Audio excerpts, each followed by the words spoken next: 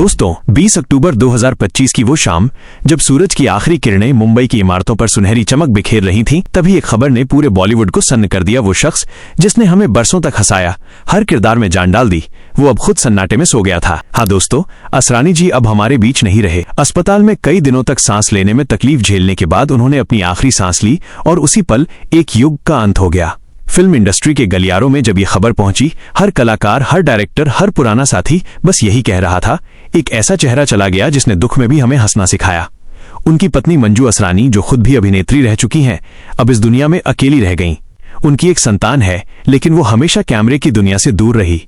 पर दोस्तों, आज हम सिर्फ असरानी जी के जाने का अफसोस नहीं करेंगे, बल्कि जानेंगे कि उन्होंने अपने पीछे क्या छोड़ा। एक विरासत, एक नाम और करोड़ों की संपत्ति जो अब उनके वारिस को मिलेगी। जयपुर, राजस्थान की गलियों में एक छोटा सा लड़का जो हर वक्त लोगों की नकल करता, आवाजें बदलकर बातें करता, कभी रेडियो पर कलाकारों की कॉपी करता, बस वही लड़का एक दिन बॉलीवुड का सबसे प्यारा कॉमेडियन बनेगा।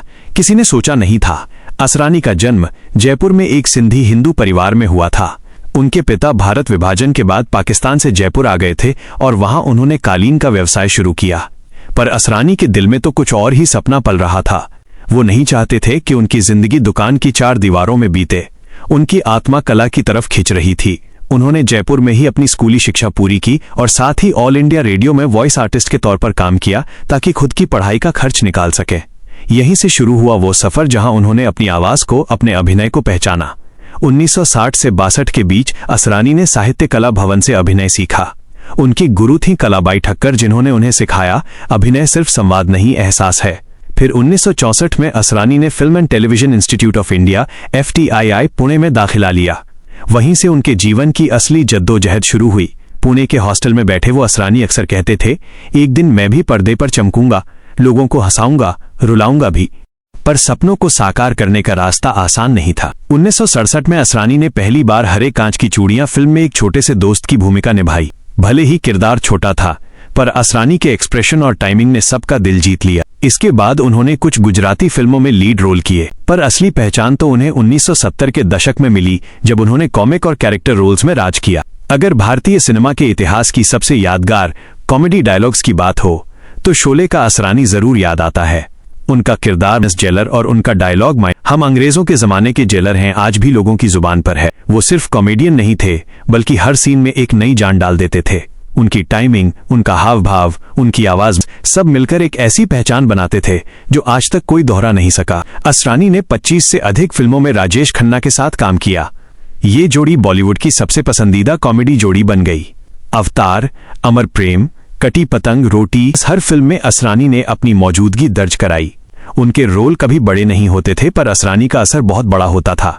1970 से लेकर 2000 तक असरानी ने 350 से ज्यादा फिल्मों में काम किया।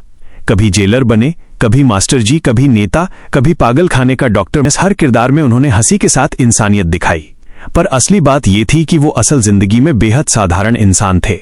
न कोई दिखावा, न कोई स्टारडम का घमंड।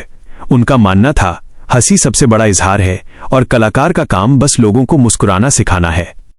अब बात उस हिस्से की जो अक्सर छिपा रह जाता है, उनकी संपत्ति और विरासत। कई रिपोर्ट्स के मुताबिक असरानी की कुल संपत्ति करीब $600 मिलियन, लगभग 5000 करोड़ रुपए बताई जाती है।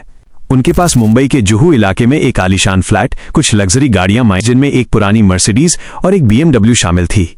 इसके अलावा उन्होंने रियल एस्टेट, फिक्स्ड डिपॉजिट्स और फिल्म रॉयल्टी में भी निवेश किया था। अब जब असरानी जी हमारे बीच नहीं है, तो सवाल ये उठता है कि उनकी संपत्ति का वारिस कौन होगा।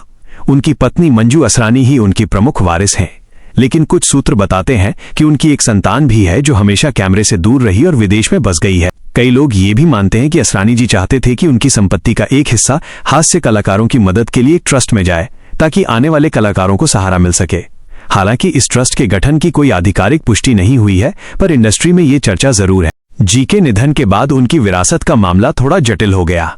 कई पुराने फिल्म अनुबंध, रॉयल्टी अधिकार, रियल एस्टेट डील्स और बैंक निवेश अभी तक पूरी तरह साफ नहीं हुए हैं। कुछ पुराने दोस्तों और मैनेजर्स के मुताबिक असरानी के पास 2 गेस्ट हाउस भी थे, एक पुणे में और दूसरा जयपुर में, जहां अक्सर फिल्म शूटिंग के दौरान कलाकार रुकते थे। उनकी कुछ पुरानी कारें अब चलने लायक नहीं थीं, पर वो उन्हें यादों के तौर पर रखते थे।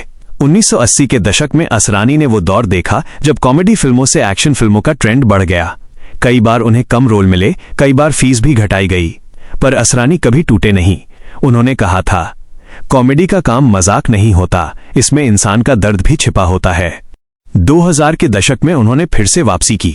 हेरा फेरी, भूल भुलैया, भागम भाग, इन फिल्मों में उन्होंने नई पीढ़ी के साथ काम किया और साबित किया कि हंसी की उम्र कभी नहीं होती। 2025 के अक्टूबर महीने में असरानी की तबीयत अचानक बिगड़ गई। उन्हें सांस लेने में तकलीफ हो रही थी। मुंबई के एक निजी अस्पताल में भर्ती कराया गया। कुछ दिनों तक हालत स्थिर रही, पर 20 अक्टूबर की शाम जब सूरज डूब रहा था, असरानी ने चुपचाप अपनी आंखें मूंद। फिल्म इंडस्ट्री में सन्नाटा फैल गया। राजेश खन्ना के बाद अब असरानी भी एक इतिहास बन गए। असरानी ने हमें सिखाया कि हंसी सिर्फ एक इमोशन नहीं, बल्कि एक कला है। उनकी फिल्में, उनके संवाद आज भी हर उम्र के लोगों के चेहरे पर मुस्कान ला देते हैं।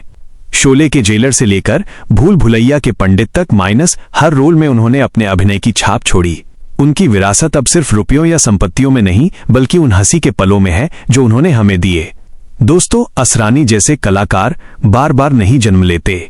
उन्होंने हमें हंसाया, सोचने पर मजबूर किया और सिखाया कि जिंदगी चाहे कितनी भी कठिन क्यों ना हो, एक मुस्कान हर दर्द को हल्का कर देती है।